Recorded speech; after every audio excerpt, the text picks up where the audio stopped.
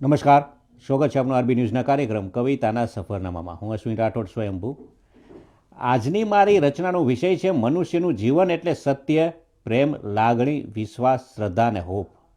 આ વિષય ઉપર મેં જે રચના લખી છે જેનું શીર્ષક છે જીવનનો સરવાળો, જે આપની સમક્ષ રજૂ કરું છું. અને તે આજના ન્યૂઝ ઓફ ગાંધીનગર જનફરિયાદમાં પણ પ્રસ્તુત થઈ છે, જે આપની સમક્ષ રજૂ કરું છું. કે શ્વાસ અને ઉચ્છ્વાસની વચ્ચે જે વહે છે એનું નામ જીવન. પણ એ માત્ર ધબકારાનો હિસાબ નથી, એ તો છે ક્યારેક અણગમતું પણ સ્વીકારવું પડે એ અરીસા જેવું ચોખ્ખું સત્ય.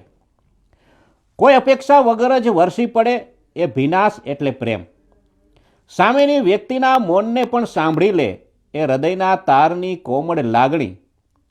કાચના ટુકડા જેવો નાજુક પણ પર્વત જેવો અડંગ એવો વિશ્વાસ. જ્યારે રસ્તાઓ બંધ જણાય ત્યારે અંધારામાં દેખાતો દીવો એટલે શ્રદ્ધા. અને આ બધાની વચ્ચે જ્યારે થાકીને લોથપોથ થઈએ ત્યારે કોઈના ખંભા પર મળતી પેલી માયાળી હૂફ.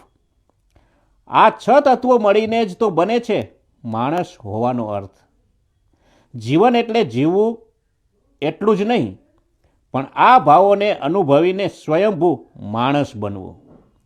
તો આ હતી મારી અછાંદસ કાવ્ય જે આપની સમક્ષ રજૂ કરી. નમસ્કાર, અસ્તુ.